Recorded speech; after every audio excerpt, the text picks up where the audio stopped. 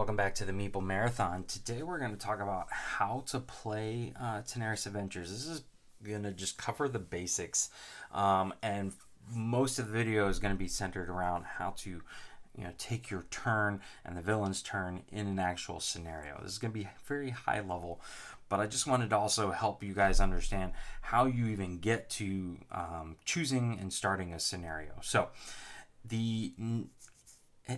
to start the campaign, the introductory campaign and the kind of tutorial campaign actually starts in the city book, which all it really does is tell you to grab adventure card A and then read a certain section of the rule book.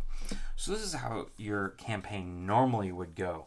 You would have, and you can see I've advanced a little bit further past A, but you would have adventure cards. Sometimes you're going to have more than one. And you're simply going to choose your adventure that you're going to go on for this moment in time, for this phase of this week. So in this case, I could choose D or E. But let's just say, for example, I still had A out. Once you've chosen your adventure, you're going to come into your journal. So this is the biggest one here. And you're going to find your adventure chapter, which you can see here are all new alpha characters. All right. What I did not, I just completely bypassed at first, was that the beginning of this book is all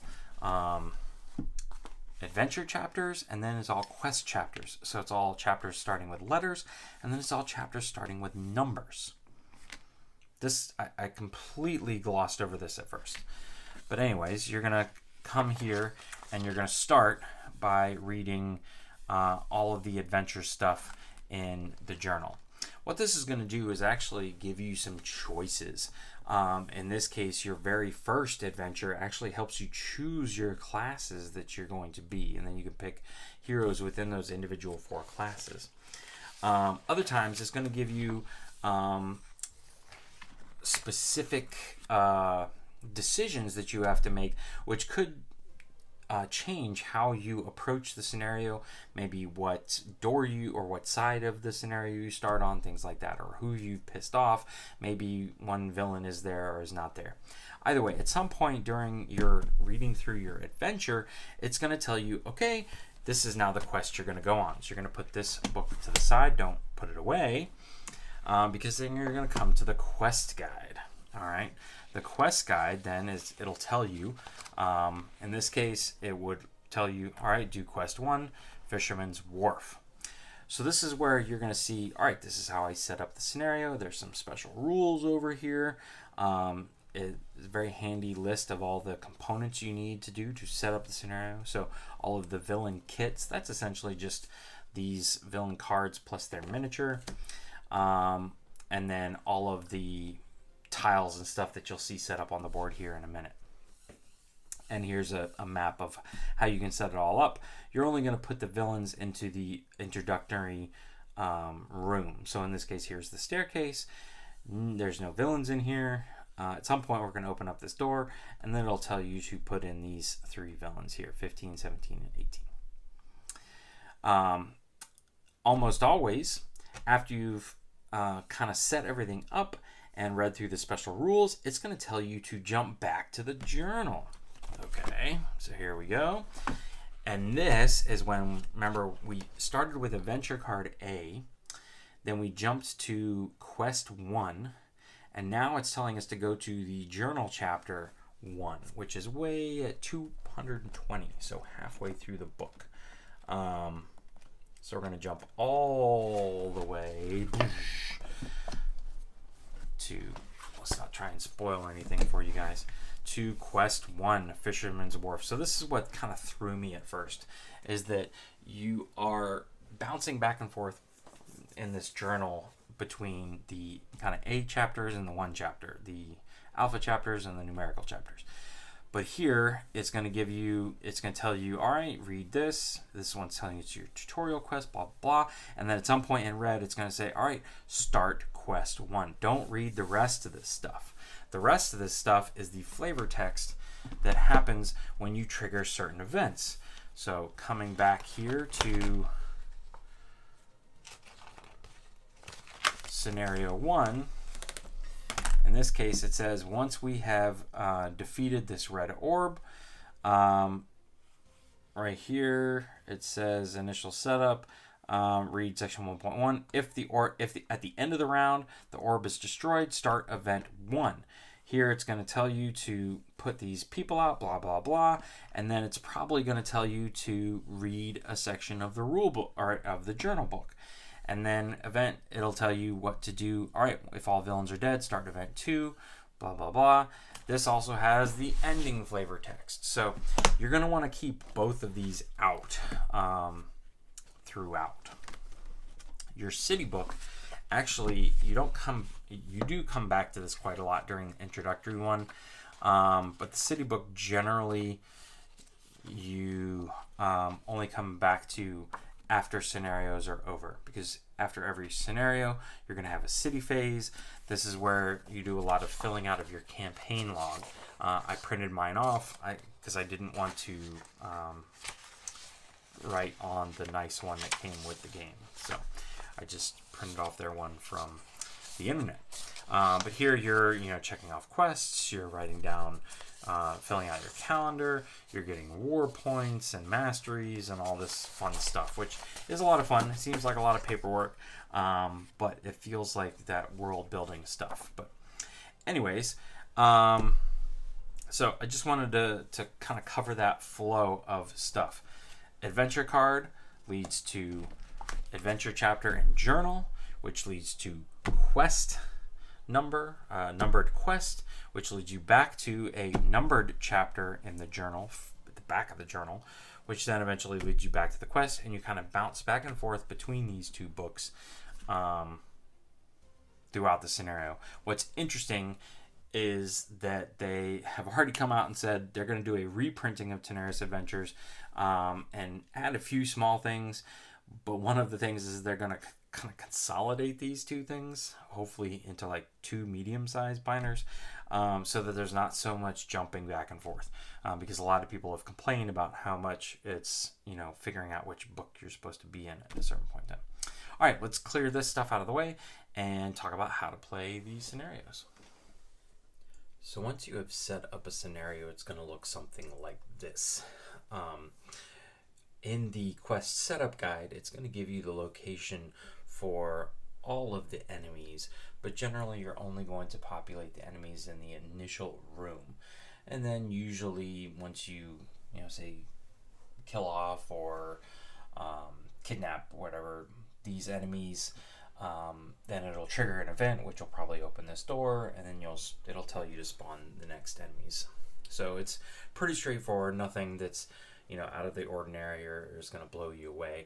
There's always stairs in this one. There's actually 2 sets of stairs, and depending on the decisions that you made in the journal leading up to this, depends on which side of the dungeon you start on. So the narrative that's built into the journal leading up to, as part of the adventure leading up to the quest, does make a difference. So let's now talk about what you do on your turn, because this honestly is probably the most simple part of the game. I think getting here was probably more difficult than actually playing the game. So you're going to take your turn, and your heroes can take their turns in any order they choose. And technically, all your heroes get to take their turn before all of the villains activate, except you want to take into account that if the villains all activate at the end, they're all going to get what's called an unprovoked bonus. So you can see here that if they roll a natural 20, or if they're unprovoked, they're going to get +5 damage to all their attacks. We'll get back to that in a little bit later, but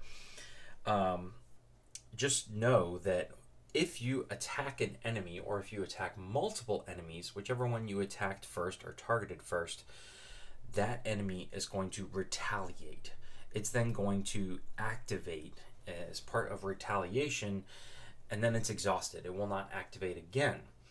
So ideally, you kind of want to engage all of the enemies that have a chance at attacking you within a single hero turn to keep them from attacking you unprovoked. When it is your turn, whenever you guys decide that it's going to be your turn, you get to take what's called a move action and a prime action. Now, your move action is very pretty much self-explanatory. It's when you can move. Everybody's movement is printed on their hero pad here. So movement of 5, movement of 6, 5, and 5. Usually it's 5. For enemies, it's always 5, no matter the character. I think bosses might be different, but enemies are always 5. You can move.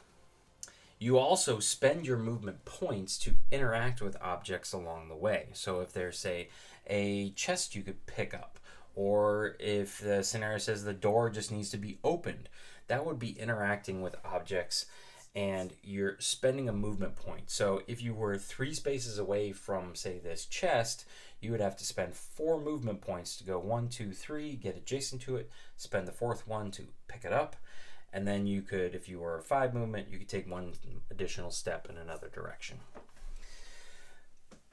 What you can also do on during your movement phase, in place of just taking normal steps, is you can focus, which means you don't move at all. And that's you focusing. So this is mainly done for ranged attacks because you can't focus if there's an enemy adjacent to you. So if you are a ranged player and you are already within range and you don't plan on moving, you can focus.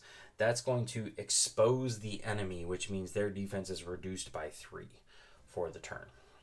Also, some cards refer to whether or not you are focused or not, some of the skills and things like that. The last thing you can do is sidestep. So normally if you are engaged with an enemy or you were to try to walk past an enemy, you would take reaction damage. That would just be, in the case of villains, it's always going to be 8. So they always have a movement of 5. They always have reaction damage of 8. They just simply, there's no defensive roll or anything like that. They don't have to roll for hit. They just smack you for 8 if you try and move away from them or walk past them.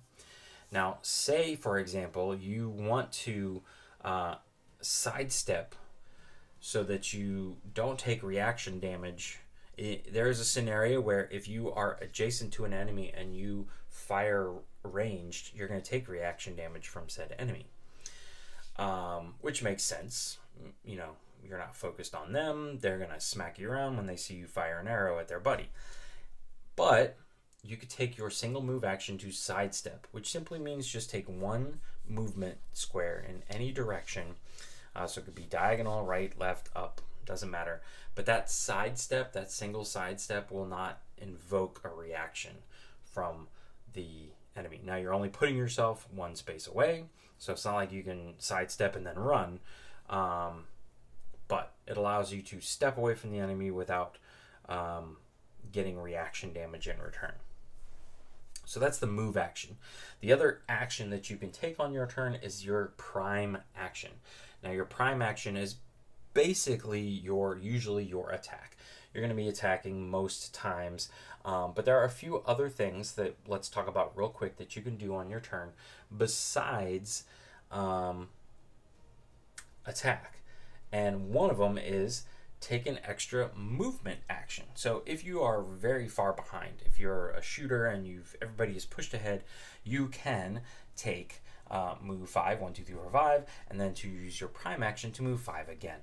Or, like I said, you could sidestep as your movement action, and then your prime action can be run away for 5 points. Then, if you are choosing not to move as your prime action, your other 2 options are going to be your either a primary attack or a special attack. So let's talk about those now. All right, so let's just take our shooter here, for example. She's our blue player. She's in the back there. She is represented by that blue health token way up on the 55. But for now, all we're going to do here is flip over some of our stuff here. And, these are exhaustion cubes. They're used for a lot of things, these black ones. Her mana cubes are going to be blue. But you'll take this, you'll place it somewhere so you can say that's exhausted. I like to put it on their player card. And then you're going to look at your hand of cards here that you start the game. you're always going to have 2 cards that are specific to the class. All right, in this case, she's a shooter, and at the beginning of the campaign, they're going to be level 0s, but these can be upgraded as you play throughout the game. So they can go up from, level 1, 2, 3, 4, I think all the way to 5 maybe. And then there's 4 cards that are specific to, in this case, Nyari, the hunter, or huntress, I guess you could say. And there's 2 types of cards that are specific to her. There's her primary attacks, which have a silver icon at the top, and then her special attacks, which have a gold icon at the top. So when it's your turn, and if you have all of these here in front of you, you get to choose any one. You have a handful of cards you get to pick. Now, there's a few things to remember, and I love that the game makes this very simple and straightforward. There's 3 types of attacks. There's ranged, all right? There's melee, which looks like a sword here, and there is, I guess you could call it a spear, but this is 2 squares, so it's like a reach, or I guess you could call it ranged melee, I don't know. But you can have a square in between you and the person you're attacking. Ranged attacks are always 8 squares and line of sight. And the only thing that blocks line of sight in this game are walls. So as long as you can connect a corner of the square you're in to a corner of the attacker's square, and they are within 8 squares, they are within range. That is the same for everybody and everything. I really like that. It's a nice, good, chunky distance, but it's just easy to remember. I don't have to keep shuffling around and finding out what everybody's range is. Obviously, melee is adjacent, and this one can have a square in between. You can attack at a diagonal. You can also move at a diagonal. So you'll notice that the board is made up of squares. So you can move 1, 2, 3, 4, or you can move 1, 2. In this case, you'd be spending additional movement to move onto that tile, but I'm not going to get into all of that. So you're going to take a card. The shooter's cards are, in this case, yes, all ranged. And you can attack someone in an adjacent space. But, all right, we'll get back to that. So you're going to choose a card, and you're simply going to then move take the card from top to bottom. So in this case, you would say, all right, it's a ranged attack, 8 squares away. I can attack all enemies in a straight line. So this one, obviously, I would want to set up so that I kind of have as 2 or 3 lined up. Let's look at a more normal one. Here's 8 squares, up to 2 enemies.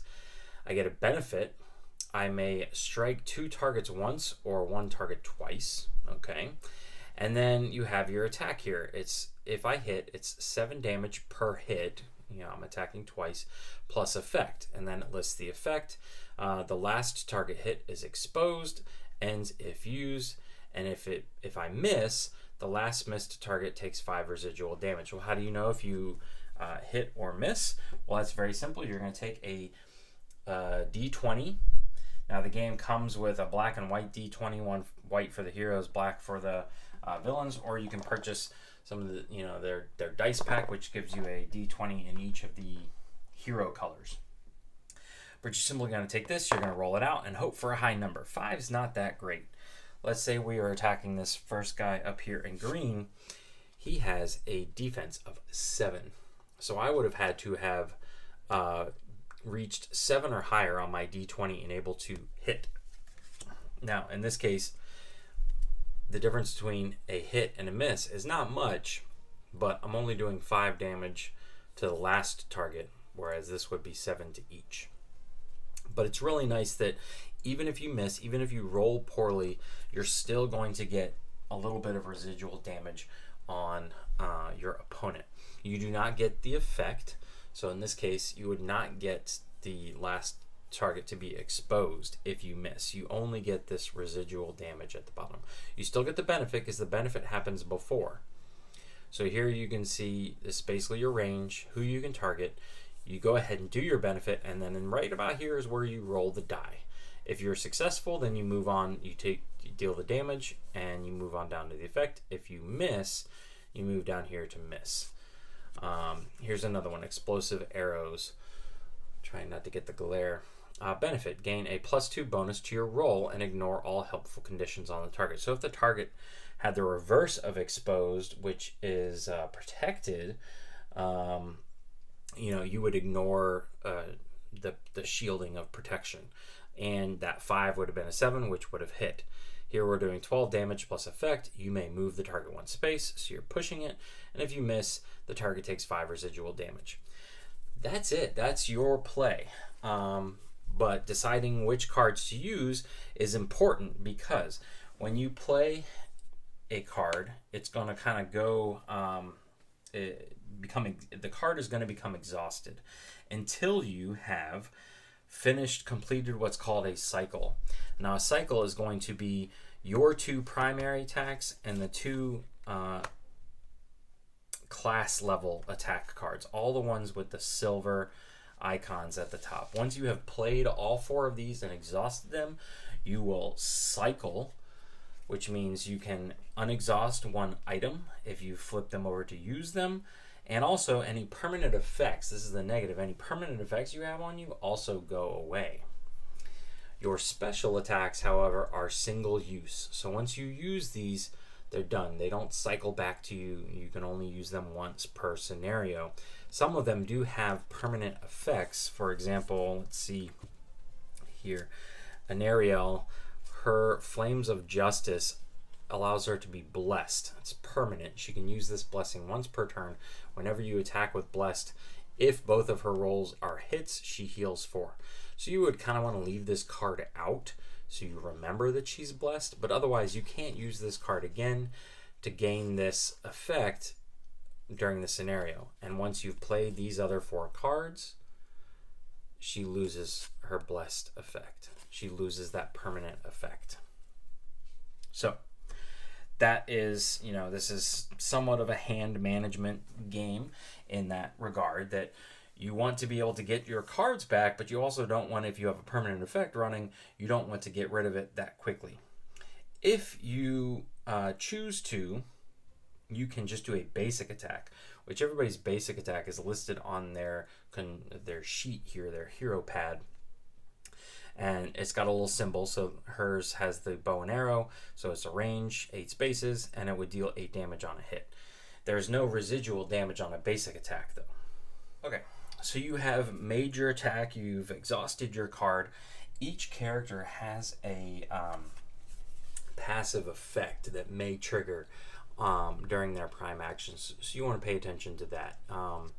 And not all of them require you to take an attack. So for this one, if an ally is within 1 of your target, and it has to be the first hit of your turn, you deal +5 damage, and then you move 4.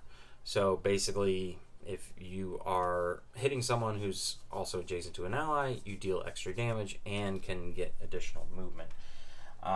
Let's look at somebody here who's more straightforward. Anariel here, if she starts her turn and is within 2 of an enemy, any enemy within 2 takes 5 damage. Pretty simple. She just, she's a bruiser. She's going to very quickly do damage for anybody that dares be near her at the start of her turn. This is another one here. Niari here deals, if her target is 4 or more away, she deals +6 damage or 3 damage to 2 enemies. So she's dealing 6 damage either way. She can spread it out, and that doesn't have to be the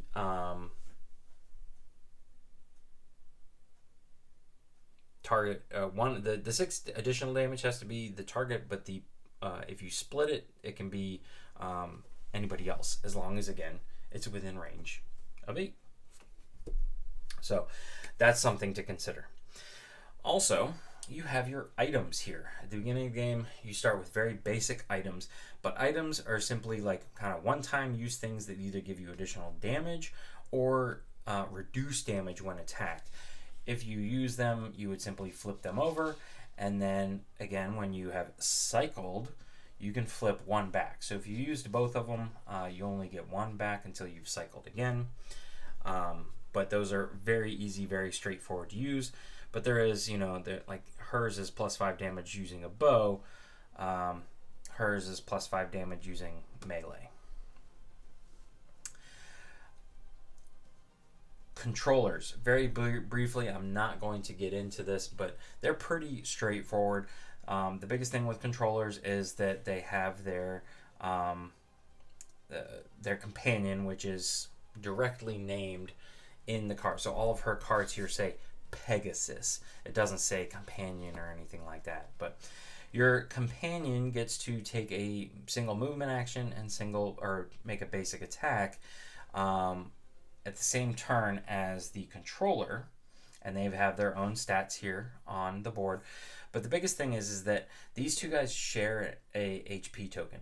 So if the controller gets hit, controller HP tokens gets reduced. If Pegasus gets hit, that same controller HP token gets reduced. So they share a common HP pool.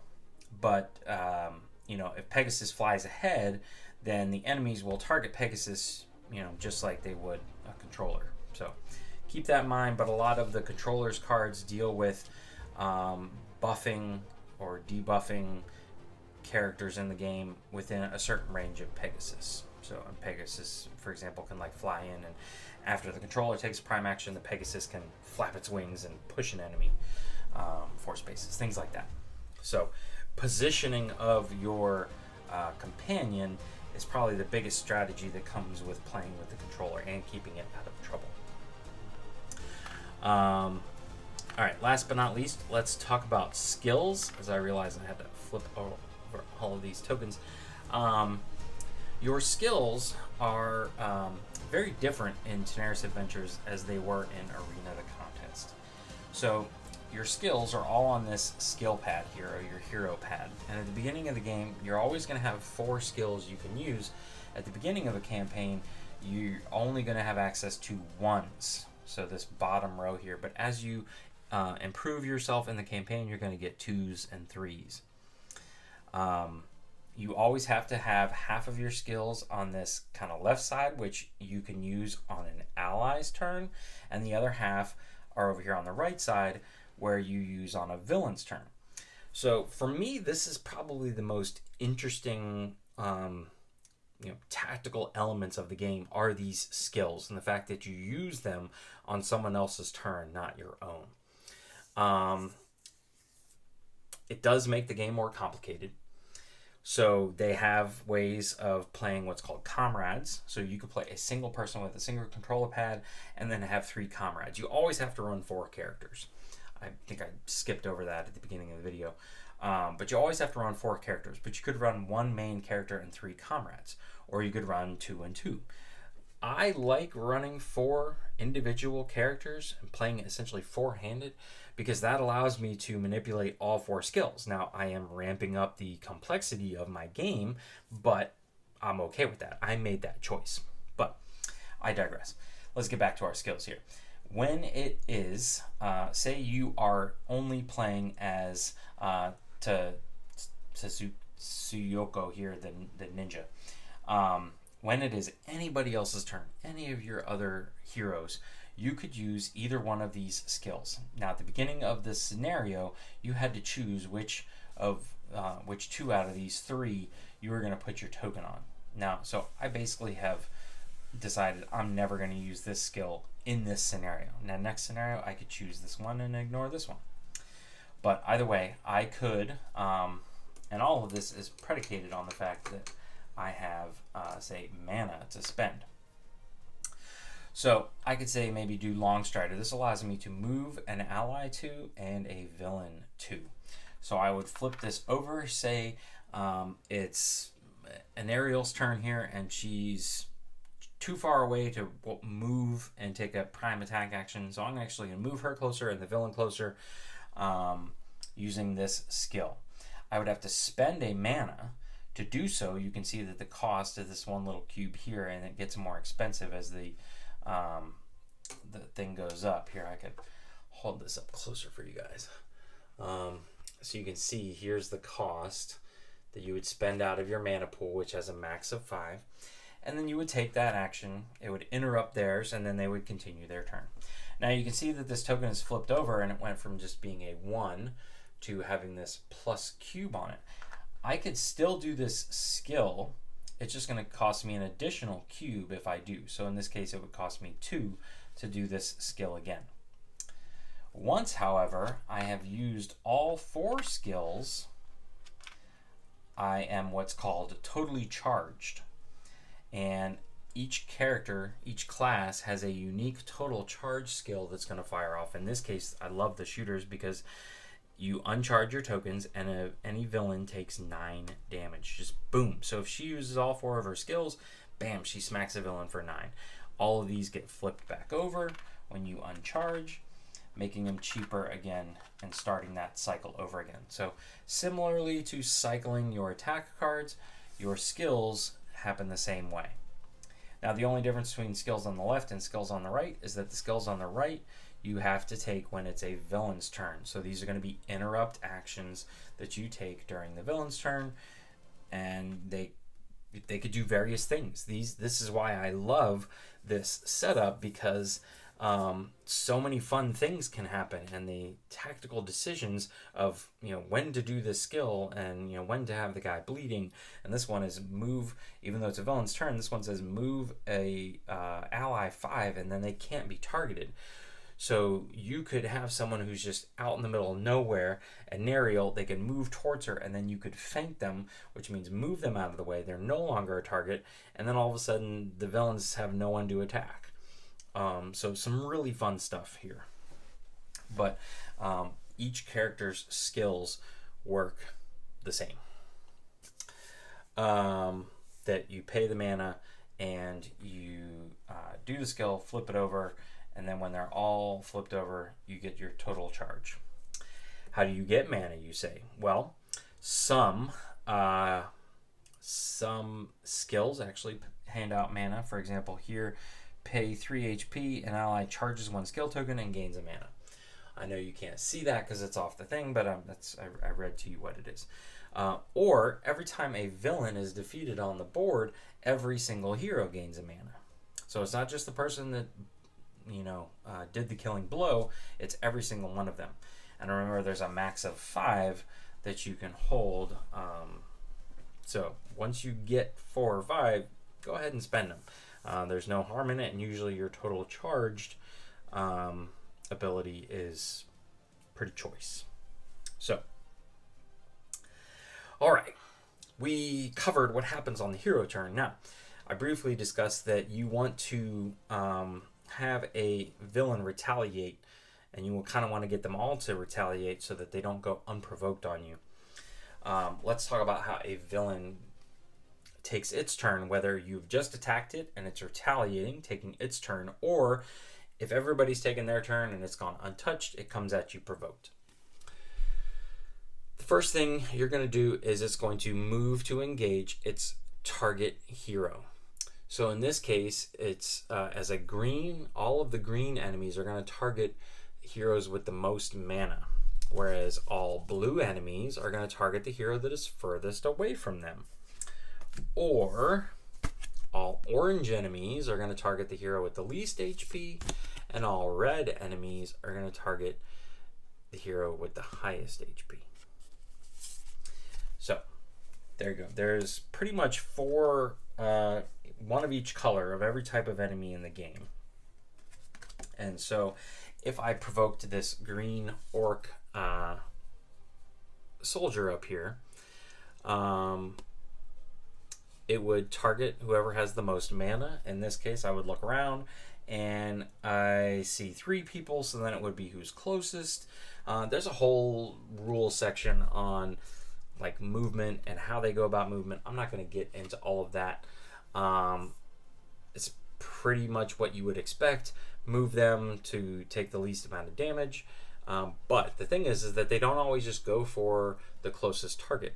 They will sometimes walk past a hero taking reaction damage, as long as it doesn't kill them, to get to their favorite target. So that is something unique about this game. Not unique, but you don't see a lot. Anyways, Then they're simply going to roll their die. In this case, you can roll, you know, like the black D12. They have to pass your defense, which here it's 7, here it's 6, here it's 6 and 7. If they do, they're doing this much damage and getting the effect. In this case, they're healing 6. Someone near them that's the lowest HP. If they miss, they're doing 8 damage. If they rolled a 20 or they were unprovoked, it's +5, and then they have a passive effect. The passive effect only comes into play if they hit.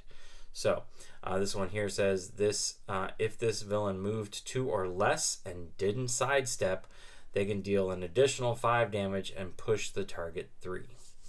So again, just like the hero cards, you're reading top to bottom and just taking pretty much the same steps as the heroes. Now, should be pretty self-explanatory, but there's a giant numerical tracker around the edge of the board. That's your HP tracker. Your heroes, since you can only play with 1 per each class, all have their class token.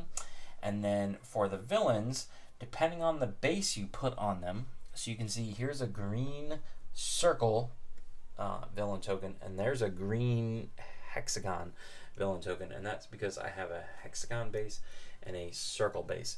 There should not be any more than 2 enemies of the same color out on any given scenario. So I've yet to see that rule broken. It's not explicitly said, but that's what they're going for. And you can't just choose the color either. The scenario chooses the color, because you'll notice that, you know, both of these enemies are green and the third one is orange, which means they do different things than, say, their red counterpart or their blue counterparts. So keep that in mind. You don't just pick a random color. The scenario picks the color for you because the different colors have very different attributes, most specifically the favorite target. But pretty much once everybody has gone, whether once all the heroes have gone, and whether hopefully all of the villains have gone via retaliation, then you basically wipe everybody's exhaustion cubes off and start a new round. That's pretty much it. That's all I'm going to cover in this video, because I really just wanted this to be a very basic how do you get playing in a scenario video. I'm going to come out with a kind of my just general tips, points of interest, things that I wish I knew before I started all of this. So my top 10 things to help you get through the start of your campaign. That's going to be my next video. Let me know in the comment section below, what exactly are you looking for as far as instructional videos for Tanares Adventures? Are you looking for more information on the controller class? Are you looking more in-depth on attacks? Are you looking more in-depth on skills? Do you want to know about all the status effects and how those work? Scenario stuff. So let me know. We can cover a lot of this. It's taken me a while even to get to this point to feel comfortable enough to put out this basic how to play video. So this game is no cakewalk as far as getting it to the table, but I think the core mechanics, this pick a card, play it, read it top to bottom, is very straightforward and very simple. There's a lot of hoops you have to jump through to get to this point. So that's going to do it for our how to play video for Tanares Adventures, how to play the basics. If you have any questions, let me know in the comment section below. And if you enjoyed this video, please consider giving it a thumbs up and like and subscribe. Once again, thanks for watching. Have a great day.